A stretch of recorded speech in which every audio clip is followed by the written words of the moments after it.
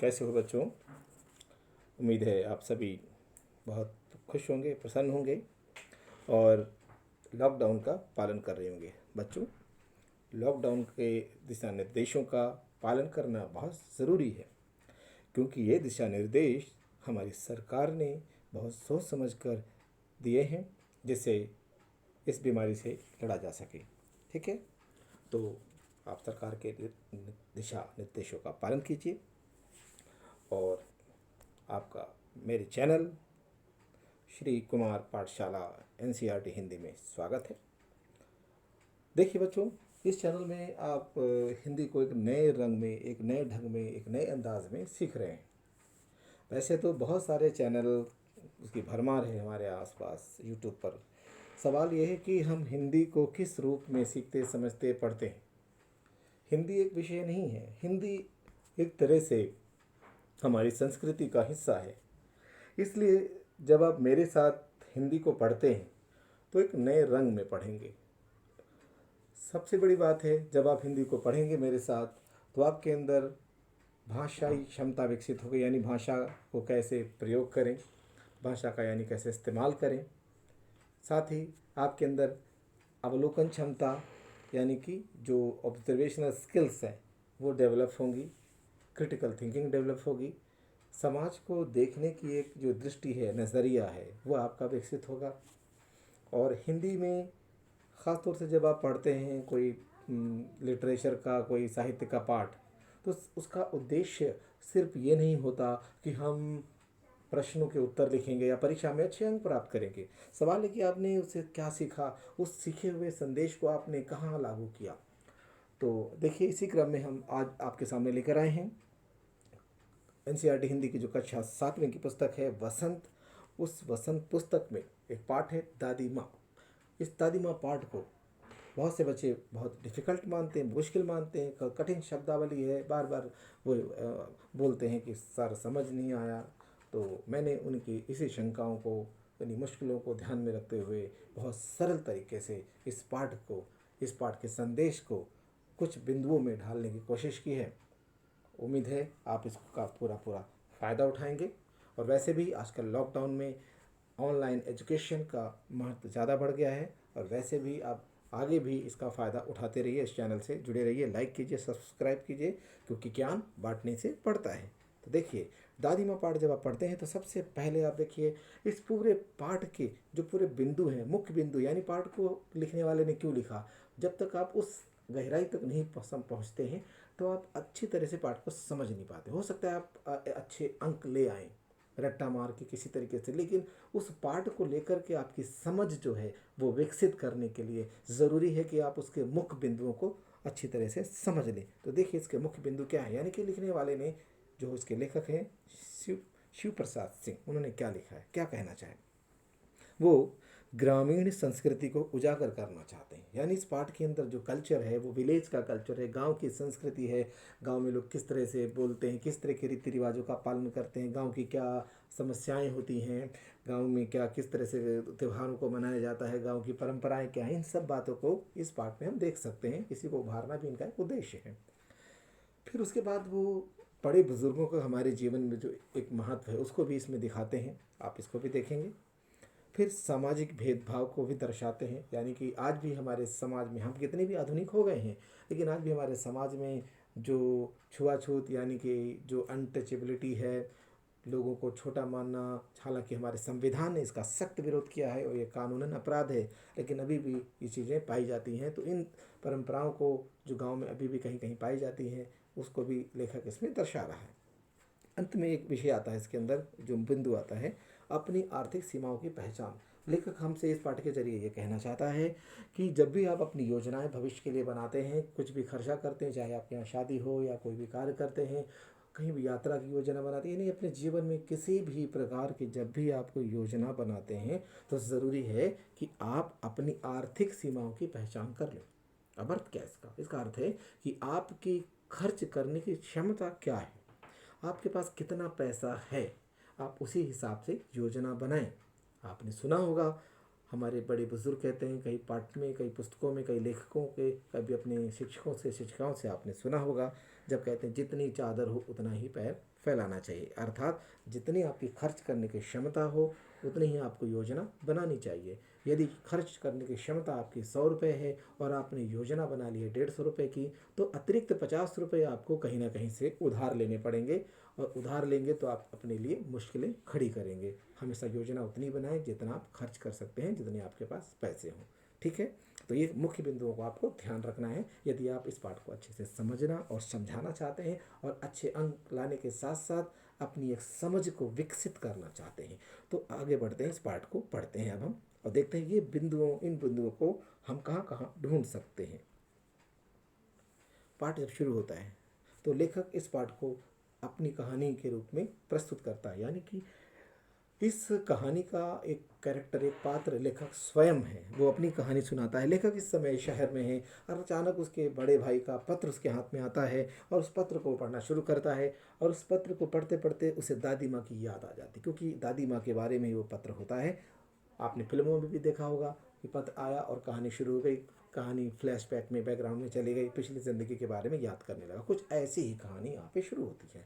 लेखक के हाथ में पत्र आया, उसके बड़े भाई ने पत्र भेजा था और उसमें दादी माँ की मृत्यु की सूचना थी। अब जैसे ही वो पढ़ता है पत्र, शुरू हो जाता है दादी माँ के बारे में खो जाता है। देखिए क्या कहता है, कमज़ोरी ही है अपनी, पर सच तो ये है कि ज़रा सी कठिनाई पड़ते ही बीसों गर्मी बरसात और वसंत देखने के बाद भी मेरा मन सदा नहीं तो प्रायः अनमना सा हो जाता है। अर्थात वो कहता है मैं शहर में रहता हूँ, ना जाने कितने साल मुझे हो गए, ना जाने कितनी गर्मी बरसात बसंत मैंने देखी है, लेकिन फिर भी पता नहीं मेरा मन यहाँ पर नहीं लगता। अर्थात उसको बार बार गांव की याद आती है। मेरे शुभचिंतक यानी जो मेरे फ्रेंड्स हैं वो आकर मुझसे क्या कहते हैं, मेरे मुंह पर मुझे प्रसन्न करने के लिए कहते हैं अरे कोई परेशानी नहीं, अरे छुट्टियाँ आने वाली है, चले जाना गाँव। और जब मुंह पर तो बोल देते हैं लेकिन पीठ पीछे मेरे पीछे बैक बैटिंग करते हैं, मेरी बुराई करते हैं और मजाक उड़ाते हैं। कहते हैं अरे ये तो थोड़ी थोड़ी बातों पे घबरा जाता है, गांव की याद आने लगती है, शहर में एडजस्ट ही नहीं कर पाता है। मैं सोचता हूँ अच्छा अब कभी उन बातों को याद तो नहीं सोचूंगा, ठीक है जाने दो, सोचने से होता है क्या, कौन सी बातें जो इनके मित्र बोलते हैं, वो सोचता है इसको इग्नोर करो, इससे कुछ नहीं होने वाला। पर बस मेरी आंखों के सामने शरद की शीत किरणों के समान स्वच्छ शीतल किसी की धुंधली छाया नाच उठती है। यानी कि अब वो दादी माँ को याद करना शुरू करता है, फ्लैशबैक में पिछली ज़िंदगी में कहानी जानी शुरू हो जाती है। यानी कि अपनी दादी का प्यार उसे याद आता है, दादी माँ के साथ बिताया गया पल उसे याद आता है। और वो क्या कहता है, मुझे लगता है जैसे कुंवार के दिन आ गए हों, यानी कि बारिश का महीना आ गया हो। मेरे गांव के चारों ओर पानी ही पानी हिलोरे ले रहा है, यानी कि खूब सारा पानी है। दूर के सिवान से बहकर आए हुए, सिवान मतलब बड़े जो गांव में नाले होते हैं, नालों से बहकर के आए हुए मोथा और साई की अधगली घासें, घेवर और बन प्याज की जड़ें तथा नाना प्रकार की बरसाती घासों के बीज सूरज की गर्मी में खौलते हुए पानी में सड़कर एक विचित्र गंध छोड़ रहे हैं। इसका सीधा सा सिंपल सा अर्थ है बच्चों कि जो गांव के अंदर अलग अलग प्रकार के घास होते हैं, पौधे होते हैं, वो सबको एक आप टोटलिटी में समझिए, उनके अलग अलग के नाम हैं। वो सारे जब बारिश के साथ बह करके आ जाते हैं, फिर तो कुछ समय बाद या कुछ दिनों बाद वो पानी जो खड्डों में भरा हुआ है, जब बारिश बंद हो जाती है तो धूप जब उसमें पड़ती है तो पानी गर्म हो जाता है, तो उसमें जो घास है वो सड़ने लगती है और एक अजीब सी गंध निकलती है। हालांकि लेखक को इस गंध से बहुत प्रेम है क्योंकि इससे उसे गांव की याद आ जाती है। तो वो क्या कहता है, सड़कर एक विचित्र गंध छोड़ रहे हैं, रास्तों में कीचड़ सूख गया है, बारिश खत्म हो गई है तो कीचड़ सूख गया है, और गांव के लड़के किनारों पर झाग भरे जलाशयों में धमाके से कूद रहे हैं। यानी जो गांव के जो लड़के हैं, जो गड्ढों में पानी भर गया है बारिश का, वहाँ पर वो कूद रहे हैं जैसे वो स्विमिंग पूल का एक तरह से मज़ा ले रहे हैं। अपने अपने मौसम की अपनी अपनी बातें होती हैं। लेखक अब यहाँ पर कह रहा है हर मौसम की अपनी अपनी विशेषता होती है, गर्मी की अपनी है, सर्दी की अपनी है, बसंत ऋतु की अपनी अपनी, हर मौसम की अपनी अपनी विशेषता। यानी कि हर मौसम में एक अलग सी फीलिंग होती है, अलग सी अनुभूति होती है, उस पर हमें अलग प्रकार के फूल खिलते हैं, अलग प्रकार का मौसम होता है, अलग प्रकार के फल वगैरह आते हैं। आपको पता है सब्जियां भी मौसम के हिसाब से ही आती हैं। अब वो क्या कहता है, आषाढ़ के मौसम में आम जामुन ना मिले कोई बात नहीं, मतलब जून का महीना, चिंता नहीं। अगहन में चिवड़ा और गुड़ ना मिले, मतलब दिसंबर के आसपास का महीना, चिवड़ा आपको पता है जिसको पोहा भी बोलते हैं, ना मिले कोई बात नहीं। चैत के दिनों में, चैत मतलब आपका फरवरी मार्च का महीना, चैत के दिनों में लाई के साथ गुड़ कि पट्टी ना मिले कोई बात नहीं, लाई मतलब जिसको हम मुरमुरे बोलते हैं, ना मिले कोई बात नहीं, पर अगर कुंवार के दिनों में, ये बारिश के दिनों में इस गंद भरे झाग भरे जल में कूदने का मौका ना मिले तो बेकार है। यानी कि जो खड्डों में पानी भर जाता है, लेखक उनको याद करते हुए कहता है यदि उसमें कूदने का, नहाने का अवसर ना मिला तो क्या ज़िंदगी है ये। तो इससे क्या कहता है, बचपन के बारे में याद करता हुआ कहता है मैं भीतर हुड़क रहा था, यानी उसके अंदर एक्साइटमेंट था। दो एक दिन ही तो कूद सका था, पुरानी चीज़ याद कर रहा है। नहा धोकर बीमार हो गया, हल्की बीमारी ना जाने क्यों मुझे अच्छी लगती है। क्यों? क्योंकि दादी माँ उसे प्यार करती हैं जब वो बीमार होता है। थोड़ा थोड़ा ज्वर हो, ज्वर मतलब बुखार, फीवर, सर में साधारण दर्द हो, खाने के लिए दिन भर नींबू और साबूदाना। लेकिन इस बार ऐसी चीज़ नहीं। इस बार का मतलब अब शहर की तरफ वापस आ गया। अब कह रहा मैं शहर में रहता हूँ, अब मैं अगर बीमार होता हूँ तो मुझे अच्छा नहीं लगता, क्योंकि अब दादी माँ नहीं है। दादी माँ नहीं है, इस वजह से अब मुझे बीमार होना अच्छा नहीं लगता, क्योंकि मुझे प्यार कौन करेगा। ज्वर तो चढ़ा, फीवर तो चढ़ा, चढ़ता ही गया, रजाई पर रजाई, और उतरा रात 12 बजे के बाद। दिन भर मैं चादर लपेटे सोया था। दादी माँ आई, अभी गांव की बात कर रहा है। दिन भर में बुखार में चादर लपेटे सोया था। दादी माँ आई, शायद नहा कर आई थी उसी झाग वाले जल में जो खड्डों में भर जाता है। दादी माँ कैसी हैं? पतली दुबली, स्नेह सने शरीर पर सफ़ेद किनारीहीन धोती, उन्होंने जो धोती पहनी है उसमें बॉर्डर नहीं है, और वो बहुत प्यार से वो हमारे पास आई हैं। सन से सफ़ेद बालों के सिरों पर, यानी बिल्कुल सफ़ेद सफ़ेद उनके वाइट से बाल हैं, और सिरों पर सध्या टपके हुए जल की शीतल, सध्या मतलब होता है अभी अभी उनके जल, ऐसा लग रहा है कि अभी भी बस पानी से निकल के आ रही। सध्या मतलब रिसेंटली टपके हुए जल की शीतलता दिख रही है। इसे क्या पता कहना चाह रहा है लेखक कि अभी अभी ऐसा है, लगता है नहा के सीधे यहीं पर आ रही हैं।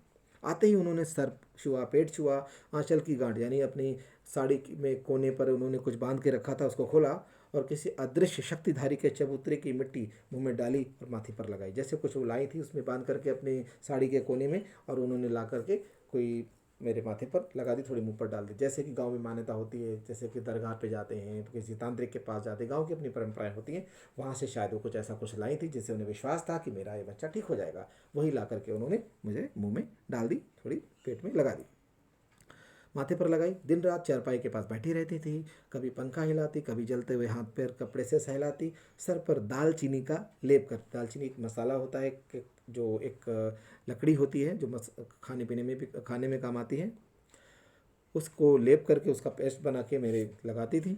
20 बार छू छू करके ज्वर का अनुमान करती थी। ज्वर मतलब फीवर उतर गया या नहीं उतरा, हांडी में पानी आया कि नहीं। अब गांव जो अपने घर के लोग थे उनसे कहती थी हांडी में जो पानी मंगाया था पतीले में लाए नहीं लाए, उसे पीपल की छाल से छौंका नहीं छौंका, यानी इलाज करने का जो तरीका है, पीपल जो होता है ट्री, उसकी जो लेयर होती है ट्रंक की, उससे उसको छौंका या नहीं, तड़का लगाया नहीं लगाया, खिचड़ी में मूंग की दाल जो बनाने के लिए कहा था वो दाल एकदम से मिक्स हो गई या नहीं हो गई, यानी सबको कंट्रोल कर रही है वो।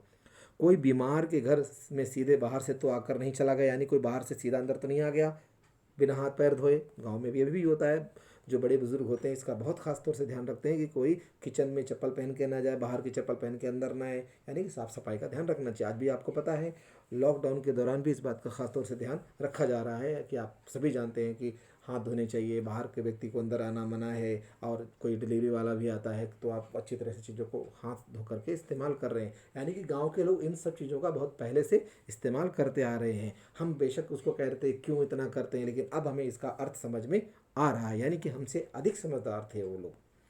और इस प्रकार वो लाखों बार बार सबसे सवाल करते थे, ये क्यों नहीं किया, वो नहीं किया, सबको परेशान कर देते थे। अब सवाल है परेशान कर देते थे, यहाँ शब्द आए हैं, परेशान नहीं करते थे। दरअसल वो सब पर नियंत्रण रखते थे, सबको सही रास्ते पर चलाना चाहते थे कि ताकि सब लोग स्वस्थ रहें, सुखी रहें, किसी से उनका कोई दुश्मनी नहीं थी। दादी माँ गवई गांव की 50 किस्म की दवाओं के नाम उनको याद थे। गांव के अंदर जो अलग अलग पेड़ पौधे, जो जड़ी बूटियाँ हैं, उन सब के नाम उनको याद थे। गांव में अगर कोई बीमार हो जाता था तुरंत उसके पास पहुंच जाती थी, और वही इसका इलाज करने का काम शुरू कर देती थी। क्या करती थी, हाथ छूती थी, माथा छूती थी, पेट उनका टच करती थी, फिर अंदाज़ा लगाती थी, अच्छा इस पर भूत सवार है, अच्छा इस पर मलेरिया है, सरसाम है, निमोनिया है, सबका अनुमान लगाती। यानी कि सरसाम का मतलब हो गया जो भी उनको, जिसको हम हैज़ा वगैरह बोलते हैं, निमोनिया तक का अनुमान लगाती थी। महामारी और विसूचिका, महामारी जो आपका जैसे कोरोना है आजकल एपिडेमिक, उसकी बात हो रही है। विसूचिका मतलब ये भी बीमारियां जो है वायरस से होती हैं, जो आपके पेट से संबंधित है। दिनों में रोज़, मतलब जो जितनी भी खतरनाक खतरनाक बीमारियां हैं उस समय क्या करती थी, रोज़ सवेरे उठकर स्नान के बाद नहा के आती थी, लौंग और गुड़ मिश्रित जलधार, लौंग और गुड़ को मिक्स करती थी, उसके छींटे मारती थी। और फिर गूगल, आपको पता जो पूजा पाठ में काम आता है, गोंद की तरह होता है, गूगल और धूप को जला करके उसकी धुनी करती थी, धुआं फैलाती थी, जाने से जिससे वायरस खत्म हो जाए। आपको पता है हमारे यहाँ जब पूजा पाठ होता है हम सबके यहाँ, तो आपको पता है कि उसके अंदर भी हवन करते हैं, कपूर जलाते हैं। ये परंपराएं हमारे यहाँ बच्चों बहुत प्राचीन हैं। हम कई बार आधुनिक हो गए हैं तो इन सब चीज़ों को हम नहीं मानते हैं, लेकिन वास्तव में ये सब चीज़ें बहुत प्रभावशाली हुआ करती थी। तो ये वही सब काम यहाँ दादी माँ कर रही हैं। सफाई कोई उनसे सीखे, यानी बहुत सफाई रखती थी। दवा में अगर थोड़ी देर हो जाती थी, मिश्री या शहद कोई ख़त्म हो जाता था, चादर या गिलाब, गिलाब मतलब पिलो कवर नहीं बदले जाते थे, गंदे रहते थे, तो जैसे वो पागल सी हो जाती थी, सबको डांटती थी, क्यों नहीं हुआ अभी तक ये काम। बुखार तो मुझे अब भी आता है। अब देखिए वापस गांव शहर की तरफ फिर याद करने लगा। ये अभी गांव की बात बता रहा था, फिर शहर की बात कर रहा है। बुखार तो मुझे अब भी आता है शहर में, नौकर आता है मेरा, पानी दे जाता है। मेस महाराज, मेस मतलब कुक, जो उन्होंने खाना बनाने वाला रखा है शहर में, अपने मन से पकाकर खिचड़ी या साबूदाना दे जाते हैं। डॉक्टर साहब आकर के नाड़ी देख जाते, चेक कर देते हैं, दवाई दे जाते हैं, कुनेन वगैरह। लेकिन तिताई के डर से बुखार भाग जाता है। पहले दादी माँ के प्यार से के डर से बुखार वो बुलाता था, लेकिन अब क्या होता है, अब ऐसे बुखार को उसे बुलाने का मन नहीं करता, क्योंकि अब दादी माँ नहीं है, कोई प्यार करने वाला नहीं है। अचानक आगे देखिए अब क्या होता है। किशन भैया की शादी तय हुई। दादी माँ के उत्साह का, आनंद का कोई ठिकाना नहीं रहा। बहुत खुश थी, दिन भर गायब रहती, सारा घर जैसे उन्होंने सर पर उठा लिया हो। पड़ोस की महिलाएं आती थी, दादी के बारे में पूछती थी। दादी माँ कहती थी, बहन मैं नहीं आ सकती, बुरा ना मानना, कार परोजन का घर ठहरा। यानी हमारे कार परोजन का मतलब है हमारे घर में बहुत बड़ा कोई फंक्शन होने वाला है। जैसे कोई भी बड़ा घर में काम होता है जिसमें बहुत सारे लोग इकट्ठे होते हैं, उसके लिए गांव में शब्द इस्तेमाल होता है कार परोजन। जैसे मुंडन है, शादी है, इस तरह की बात हो रही है यहाँ पे। तो उनका कहना था कि हमारे घर में बहुत बड़ा काम होने वाला है, इसलिए मैं नहीं आ सकती, मुझे माफ़ करो। फिर वो कहती हैं, एक काम अपने हाथ से ना करूँ तो होने वाला नहीं है। जानने को तो सभी जानते हैं कि दादी माँ अपने आप कुछ नहीं करती हैं, पर किसी काम में उनकी अनुपस्थिति वस्तुतः विलंब का कारण बन जाती है। इसका अर्थ है कि दादी माँ खुद कुछ काम नहीं करती हैं, लेकिन अपने आप वो काम करवाती हैं। और दादी माँ कहीं चली जाएं, उनके बिना पूछे अगर किसी ने कोई काम कर लिया तो दादी माँ बहुत क्रोधित हो जाती थी। इसलिए लोग उनका इंतज़ार करते थे कि जब तक दादी माँ नहीं आएंगी हम अपना काम शुरू नहीं करेंगे। बस वो खड़ी हो जाएंगी, करेंगे कुछ नहीं, शुरू वहाँ पर खड़ी हो जाएंगी, हाँ जी शुरू कीजिए, तब वो काम शुरू करेंगे। यानी कि अगर वो नहीं आएंगे तो काम वहीं का वहीं रुका रहेगा। तो इसमें लेखक ने लिखा है उनकी अनुपस्थिति, यानी उनकी एब्सेंस किसी काम को लेट होने का, विलम्ब होने का कारण बन जाती थी। किसी की हिम्मत नहीं होती थी कि अपने मर्जी से काम शुरू कर सके। अब उन्हीं दिनों की बात है, एक दिन दोपहर को मैं घर लौटा। लेखक कह रहा है जब मैं घर लौटा, बचपन की बात है, बाहरी निकसार में, निकसार मतलब एग्जिट, तो घर से बाहर निकलने का रास्ता, दादी माँ किसी पर बिगड़ रही थी, गुस्सा हो रही थी। देखा पास के कोने में दुबकी रामी की चाची खड़ी हैं। क्या कह रही हैं, सोना होगा धन्नो, रुपए तो तुम्हें मैं सूद के आज देना पड़ेगा। यानी कि जो तुमने उधार पैसे लिए थे वो तुम्हें देना पड़ेगा, मैं सूद के यानी विद इंटरेस्ट, ब्याज के साथ वापस करने पड़ेंगे। तेरी आंख में तो शर्म है नहीं, मांगने के समय कैसी आई थी, पैरों पर नाक रगड़ती फिरी थी, किसी ने एक पाई भी ना दी, अब लगी है आजकल करने, फसल पे दूंगी, फसल पे दूंगी। अब क्या तेरी खातिर दूसरी फसल कटेगी। इसका अर्थ है गांव के अंदर लोग उधार लेते हैं, किस लिए कि फसल जब मेरी उग जाएगी, कटेगी, बेचेंगे तो पैसा वापस कर देंगे, इस बहाने से लोग उधार लेते हैं। तो इसने भी उधार लिया था, रामी की चाची ने, इससे दादी माँ से पैसे, लेकिन अब उसके पास कोई ज़रूरत पड़ गई, पैसे कम पड़ गए, तो माफ़ी मांगने आई कि मैं नहीं दे पाऊंगी। तो दादी माँ उस पर बिगड़ रही हैं। वो क्या कहती है, दूंगी मालकिन। रामी की चाची रोती हुई दोनों हाथों में आंचल पकड़े दादी माँ के पैरों की ओर झुकी। क्या उसने कारण बताया पैसे ना देने का। बिटिया की शादी है, आप ना दया करेंगी तो उसकी, उस बेचारी का निस्तार कैसे होगा। निस्तार कैसे होगा यानी उसका ब्याह कैसे होगा, उसका भला कैसे होगा। तो दादी माँ ने कहा, हट हट, अभी नहा के आ रही हूँ। दादी माँ पीछे हट गई। यानी दादी माँ यहाँ पर आपने क्या देखा, छुआछूत को मानती थी कि वो टच ना करे जिससे आप पवित्र हो जाए। दादी माँ उसको अपने से छोटा समझ रही हैं, जैसा मैंने अभी आपको बताया, जो कि गलत है। फिर बीच में लेखक आता है, क्या कहता है, जाने दो दादी, मैंने इस अप्रिय प्रसंग को हटाने की गरज सीखा। इसका अर्थ इस लाइन का है कि मैंने दादी माँ के माइंड को डाइवर्ट करने की कोशिश की कि ध्यान हट जाए। तो क्या कहा, गरीब है, दे देगी बेचारी। दादी माँ को गुस्सा आया, चल चल चला है समझाने मुझे। मैं चुपके से आंगन की ओर चला गया, भाग गया। कई दिन बीत गए। मैं इस प्रसंग को, यानी जो घटना हुई थी दादी माँ और रामी चाची वाली, इसको भूल गया। अचानक क्या होता है, एक दिन रास्ते में रामी की चाची मिली। वह दादी को पूतो फलो दूधो नहाओ का आशीर्वाद दे रही थी, यानी कि दादी माँ के बारे में अच्छी बातें कर रही थी। मैंने पूछा क्या बात है धन्नो चाची?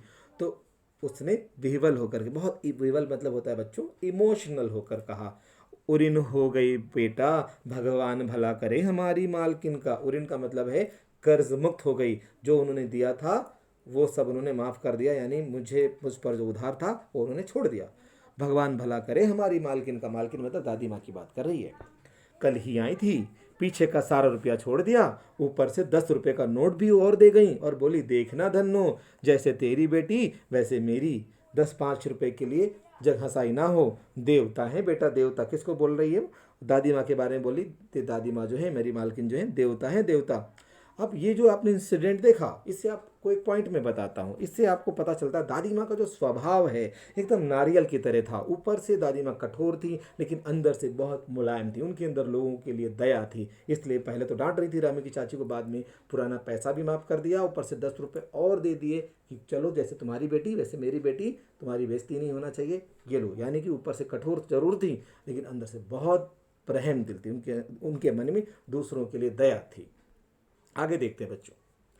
उस रोज उन्होंने, जब लेखक को लगा ये क्या है, क्या बोल रही है रामी की चाची, आप तो दुआएं दे रही जबकि दादी माँ तो डांट रही थी, तो लेखक ने, उसके मन में एक जिज्ञासा आई, तो उसने, लेखक ने पूछ लिया उस रोज तो बहुत डांट रही थी। तो रामी की चाची ने क्या बोला, अरे भैया वह तो बड़े लोगों का काम है, रुपया देकर डांटे भी ना तो क्या लाभ। यानी कि रामी की चाची ये मानकर चल रही थी कि बड़े लोग अगर डांटते हैं तो कोई बात नहीं, रुपया देते हैं तो थोड़ा डांट भी खा लेना चाहिए। यानी उसको जस्टिफाई कर रही थी कि डांटा तो अच्छा किया, इसमें कोई बुराई नहीं है। मैं मन ही मन इस लॉजिक पे, इस तरह पे हंसता हुआ आगे बढ़ गया। यानी क्या इसका अर्थ है कि लेखक कह रहा क्या लॉजिक दिया है, चलो कोई बात नहीं, इसकी मर्जी। आगे देखिए, किशन के विवाह के दिनों की बात है। अब एक अगला इंसिडेंट शेयर कर रहा लेखक। किशन जो उनके भैया हैं, उनकी शादी की बात हो रही, घर में वो माहौल है, उसकी बात है। विवाह के 4-5 रोज पहले से ही औरतें रात रात भर गीत गाती हैं।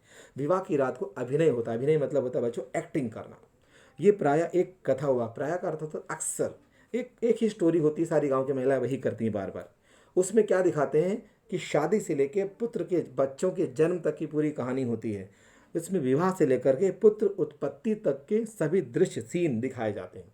सबसे खास बात क्या है इसका, कि जो सभी रोल हैं, सभी पार्ट हैं, इसमें महिलाएं ही करती हैं। यानी पुरुष के रोल भी महिलाएं करती हैं, पुरुष के रोल पुरुष नहीं करते। कारण क्या है, जब यह शादी होती है जिस जिस घर में, उस घर के जितने पुरुष हैं उनको बारात के साथ भेज दिया जाता है। घर में कोई भी पुरुष नहीं रहता है, सारी की सारी महिलाएं ही होती हैं। किसी पुरुष का रहना अलाउ नहीं होता है, उनको अनुमति नहीं होती है। अब देखिए क्या होता है इस सिचुएशन में। मैं, यानी लेखक कह रहा, बीमार होने के कारण बारात में नहीं जा सका। मेरा भाई है, यानी मामा का जो लड़का है, यानी मेरा कजिन ब्रदर मान लीजिए, राघव जो था उसका नाम, दालान में बाहर खुली जगह में सो रहा था। वह भी बारात जाने के बाद पहुंचा। यानी कि मैं तो बीमार था, लेकिन जो मेरा भाई है, कजिन ब्रदर है, उसका नाम है राघव है, वो जब पहुंचा तो बारात निकल चुकी थी, तो वो लेट हो गया तो नहीं जा पाया, तो वो भी वापस आ गया। तो यानी 2 लोग ऐसे रह गए जो बारात में नहीं जा सके, मैं बीमारी के कारण, और मेरा जो मामा का लड़का है वो लेट पहुंचा था बारात में, इसलिए नहीं जा सका। अब दोनों वहीं पर सो रहे हैं। औरतों ने दोनों पर ऑब्जेक्शन उठा दिए, भैया दोनों यहाँ पे नहीं रहेंगे, इनको भगाओ यहाँ से। दादी माँ बिगड़ी, अरे लड़के से क्या पर्दा, लड़के और ब्रह्मा एक समान होते हैं। दादी माँ ने दोनों का बचाव किया, कहा अरे बच्चे हैं, भगवान का रूप होते हैं, क्यों इससे उलझ रही हो औरतों, छोड़ो उनको, जाने दो। आगे देखते हैं बच्चों। मुझे दादी माँ ने क्या क्या छुपा दिया। एक महिला ने आकर बोला, सारी महिलाओं की बात पता नहीं थी, तो दादी माँ ने छुपा दिया आकर के साइड में चारपाई पर चादर डाल के, कि किसी और महिला को पता ना चले, वरना इनको सोना मुश्किल हो जाएगा यहाँ पे। मुझे भी पास की एक चारपाई पर चादर उड़ाकर दादी माँ ने चुपके से सुला दिया। बड़ी हंसी आ रही थी, क्यों, सोचा कहीं ज़ोर से हंस दूं तो सारी पोल खुल जाएगी, निकाल के सब बाहर कर देंगी। पर भाभी जो थी मेरे रिश्ते में, क्योंकि सारे रोल महिलाएं कर रही थी, तो वो अलग अलग तरीके से कुछ फ़नी फ़नी रोल कर रही थी। अब ये लेखक जो था, चादर थोड़ी खोले हंस रहा था मनी मन, लेकिन तेज नहीं, जैसे किसी को पता ना चले। वो बहुत कोशिश कर रहा था कि मैं तेज ना हंसूं, नहीं तो मेरी पोल खुल जाएगी। लेकिन वो क्या कहता है, लेकिन जो मेरी भाभी हैं उन्होंने कुछ ऐसी एक्टिंग की कि मेरी हंसी नहीं रुकी, मैं ज़ोर से हंसने लगा और मेरा भांडा फूट गया, सारी पोल खुल गई। तो देबू की माँ थी, उन्होंने देखा अच्छा ये तो किसी लड़की की या महिला की आवाज़ तो नहीं है। उन्होंने देखा ये कौन सो रहा है, हालांकि दादी माँ ने छुपा दिया था। चादर खींच ली और क्या बोली, कहो दादी ये कौन बच्चा सोया है, बेचारा रोता है शायद, दूध पिला दो, यानी मजाक उड़ाया उन्होंने। हाँ तपाई शुरू हो गई, चलो भगाओ भगाओ यहाँ से। दादी माँ बिगड़ी, लड़के से क्यों लगती है। दादी माँ ने फिर बचाव कर लिया, लड़के को छोड़, तो अपना काम कर। सुबह रास्ते में देबू की माँ मिली, जिन्होंने चादर खींची थी, मजाक उड़ाया था, फिर उन्होंने अगले दिन फिर मजाक उड़ाया। कल वाला बच्चा है भाभी, किसी और महिला की तरफ देख करके बोला। मैं वहाँ से ज़ोर से भागा, यानी कि थोड़ा सा शर्म लगी और भाग गया और दादी माँ के पास खड़ा हो गया। अब देखिए आगे बहुत इंपॉर्टेंट बात लेखक ने कही है। वास्तव में किसी प्रकार का अपराध हो जाने पर जब हम दादी माँ की छाया में खड़े हो जाते हैं तो अभयदान मिल जाता है। इसका अर्थ है कि अभयदान का अर्थ है कि अब हम पूरी तरह सुरक्षित हो जाते हैं, यानी कि हम जब दादी माँ के पास आ जाते हैं तो हमारा कोई कुछ नहीं बिगाड़ सकता। दादी माँ फिर सब निपट लेती हैं, हमें बचा लेती हैं, चाहे हम कुछ भी करके आए। ये अर्थ है यहाँ पर। स्नेह और ममता की मूर्ति दादी माँ की एक बात आज कैसी कैसी मालूम होती, यानी कि स्नेह और ममता यानी प्यार की और ममता की जो दादी माँ मूर्ति थी, यानी कि उनका इतना प्यार भरा हुआ था, उनकी आज एक एक बात मुझे याद आ रही है। आगे सिचुएशन में लेकर क्या कहता है, परिस्थितियों का वात्या चक्र। परिस्थिति यानी सिचुएशन जो हमारी लाइफ में आती हैं। वात्या चक्र का अर्थ है बच्चों यहाँ पर आंधी तूफान जो आता है, यानी जो हालात हमारे जीवन में बनते हैं, जो मुश्किलें आती हैं, उसकी बात, उसके लिए शब्द इस्तेमाल हुआ है परिस्थितियों का वात्या चक्र। मतलब है जीवन में जो नेगेटिव चीज़ें आ जाती हैं, दुख भरी घटनाएं घटती हैं, जब ऐसी सिचुएशन होती है तो जीवन जो है हमारा सूखे पत्ती की तरह उड़ जाता है। यानी कि जब हाँ बुरे समय की तरह आंधी चलती है हमारे जीवन में, तो हमारा जो जीवन है सूखे पत्ते की तरह नाचने लगता है, यानी कि हम परेशान हो जाते हैं, अब हम क्या करें। दादी माँ इस बात को अच्छी तरह से जानती थी। क्या हुआ था ये देखिए, दादा की मृत्यु के बाद से ही वे बहुत उदास रहती थी। संसार उन्हें धोखे की टट्टी मालूम होता था। यहाँ पर इसका अर्थ है कि धोखा, चीटिंग, यानी जो देखने में लग रहा है वो नहीं है, एक तरह से एक हमारा कन्फ्यूजन, इल्यूजन जिसको बोल सकते हो, वैसा ये संसार लग रहा था। इस संसार में कोई हमारा अपना नहीं है, हर कोई अपने लिए जी रहा है, सब सेल्फिश हो गए हैं, सब लोग हमारे साथ नहीं है, ऐसा उनको फील आई दादी माँ को। दादा ने उन्हें स्वयं जो धोखा दिया था, किसने, दादी ऐसा सोच रहे हैं कि दादाजी ने उन्हें धोखा दे दिया था। क्या धोखा दिया था, वे सदा उन्हें आगे भेजकर अपने पीछे जाने की झूठी बात कहा करते थे। दादा ने एक बार दादी से कहा कि सबसे पहले तुम मरोगी, उसके बाद मैं मरूंगा, लेकिन ऐसा नहीं हुआ, पहले दादाजी मर गए और मुझे अकेला छोड़ गए। तो इसलिए अपने मन को कह रही कि उन्होंने मुझे धोखा दे दिया, यानी कि मुझे अकेला छोड़कर चले गए, यानी कि इमोशनल हो रही हैं। दादा की मौत के बाद कुकुरमुत्ते की तरह बढ़ने वाले, मुंह में राम बगल में छुरी वाले दोस्तों की शुभ चिंता ने स्थिति को और भी डावाडोल कर दिया। इसका अर्थ है बहुत से ऐसे दोस्त थे, बहुत से रिश्तेदार थे जो बार बार आते थे और कहते थे अरे दादाजी की मृत्यु हो गई है, दादाजी की आत्मा की शांति के लिए बहुत सारे लोगों को खाना खिलाइए, बहुत पूजा पाठ कीजिए, तभी उनकी आत्मा को शांति मिलेगी। ऊपर से क्या दिखाते थे वो कि वो बहुत वेल विशर हैं, लेकिन ऐसा नहीं था। वो चाहते थे कि ये लोग कर्ज में डूब जाएं, दिखावा करें, खूब सारे लोगों को खाना खिलाएं, जिससे परेशान हो जाए और हमें हंसने का अवसर प्राप्त हो। बहुत सारे ऐसे लोग होते हैं बच्चों हमारे जीवन में, हम उनको पहचान नहीं पाते। ऊपर से तो आपके सामने अच्छा अच्छा बन के दिखाते हैं, लेकिन उनके मन में कुछ और चल रहा होता है। तो यहाँ पर ऐसे लोगों की बात लेखक कर रहा है कि ऐसे शुभ चिंता करने वाले, यानी कि वेल विशर देखने में लग रहे हैं, लेकिन वास्तव में आपके बारे में बुरा सोच रहे हैं। मुख में राम बगल में छुरी का अर्थ है कि ऊपर से अच्छे दिख रहे हैं, लेकिन अंदर में उन्होंने गलत भावनाओं को छुपा रखा है। ऐसे लोगों की बातों ने हमारे परिवार को बिगाड़ कर रख दिया, हमारी स्थिति को डामाडोल कर दिया, यानी कि सब कुछ सिचुएशन, घर की जो इकोनॉमिक कंडीशन थी वो बिगड़ गई। हमने जब मुख्य बिंदुओं की चर्चा की थी तो मैंने बताया था ना कि अपनी आर्थिक सीमाओं का ध्यान रखना चाहिए, बस यही बिंदु है यहाँ पर। तो अब क्या होगा, रिश्तेदारों की, दोस्तों की बातों में आकर के अब होगा क्या।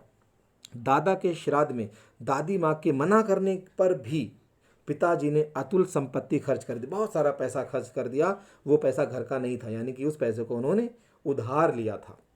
दादी माँ अक्सर उदास रहा करती।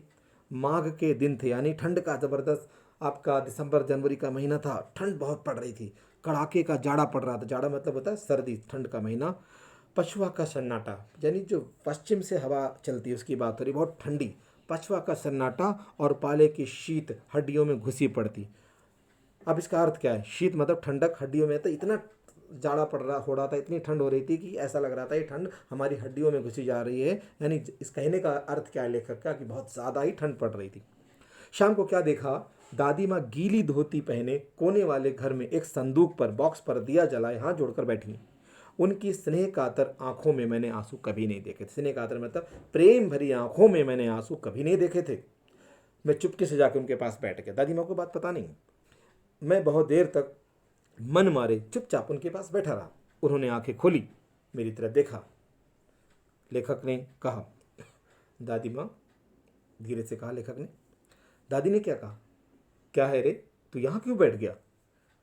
लेखक ने पूछा। दादी माँ, एक बात पूछूं, बताओगी ना?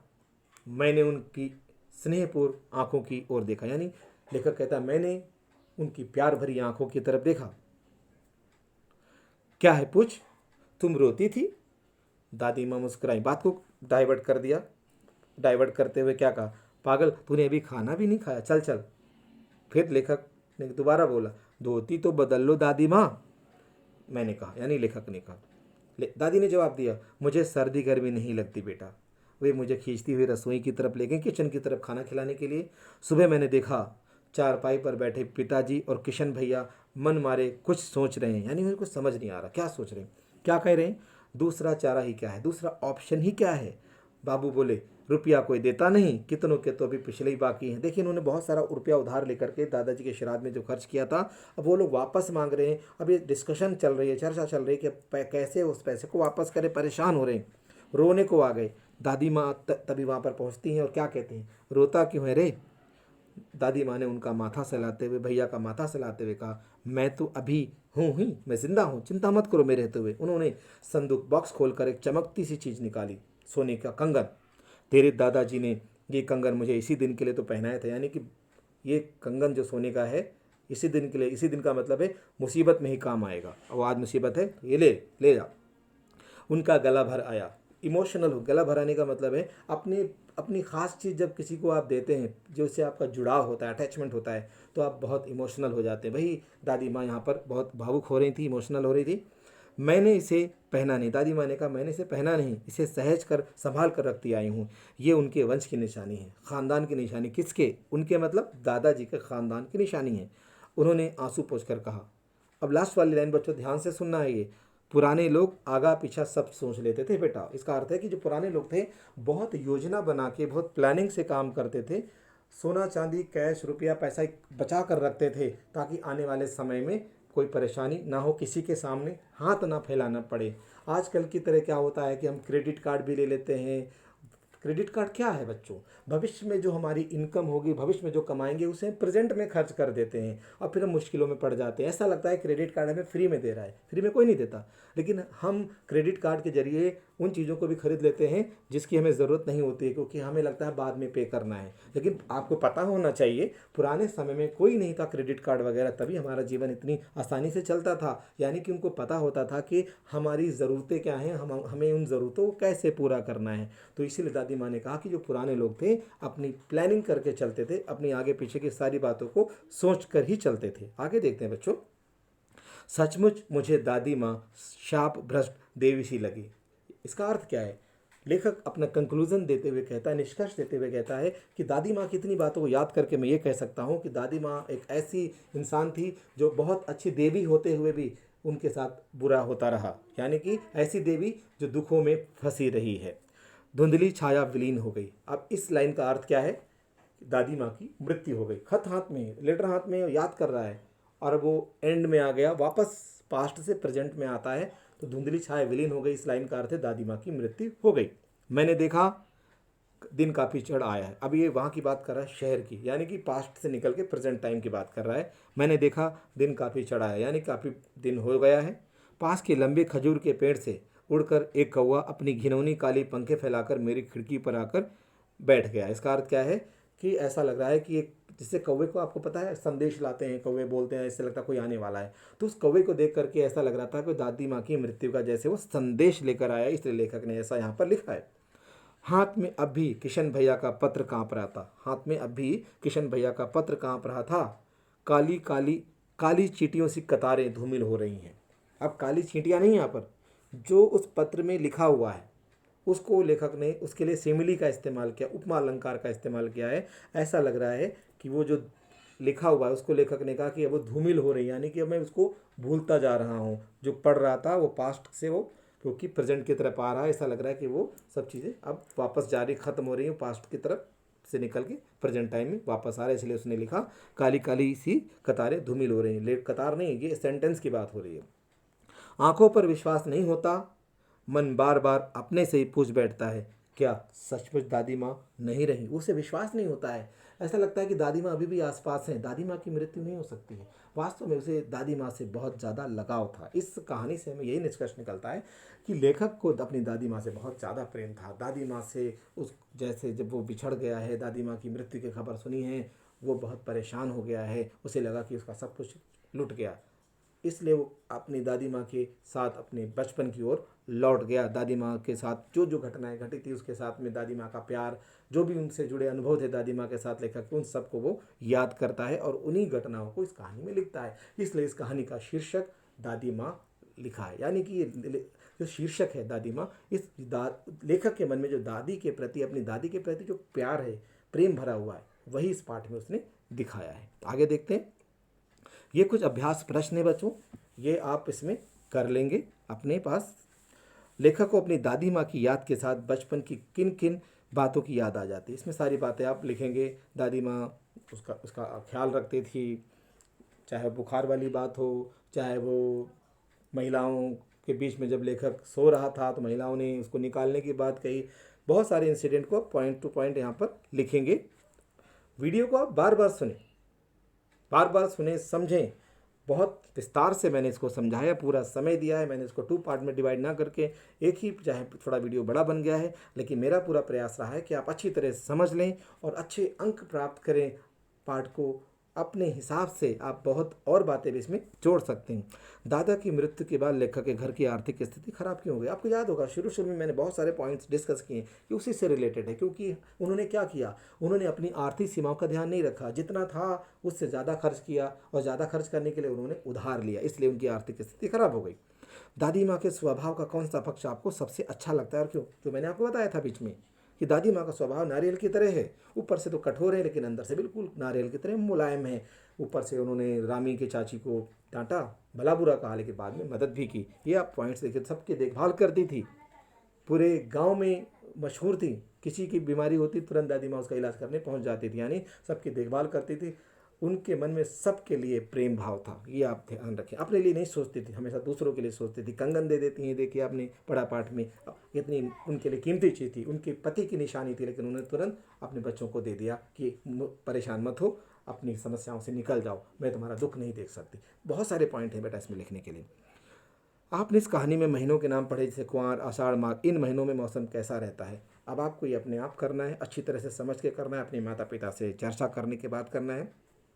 तो मुझे लगता है कि मैंने अच्छी तरह से सारी बातें समझाने की कोशिश की है। फिर भी यदि आपको कोई संदेह हो, देखिए हर कोई परिपूर्ण नहीं हो सकता है मैंने भी कुछ कम बताया हो, कुछ रह गया हो, तो आप अपनी शंकाओं को, अपने प्रश्नों को कमेंट बॉक्स में लिख सकते हैं। जैसे ही मेरी इस पर नज़र पड़ेगी, मैं आपकी शंकाओं का समाधान करने का पूरा प्रयास करूंगा, आपके सवालों का जवाब देने का पूरा प्रयास करूंगा। तो मिलते हैं अगले वीडियो में। यदि आपको ये चैनल और इस चैनल पे बताई गई बातें पसंद आ रही हैं, ये पाठ आपको पसंद आया है और आपकी शंकाओं का समाधान करने में, आपको समझाने में मैं सफल रहा हूँ, तो आप इस चैनल को लाइक ज़रूर करें, सब्सक्राइब ज़रूर करें और अपने दोस्तों के साथ शेयर ज़रूर करें, क्योंकि ज्ञान बांटने से बढ़ता है। मिलते हैं अगले वीडियो में। धन्यवाद।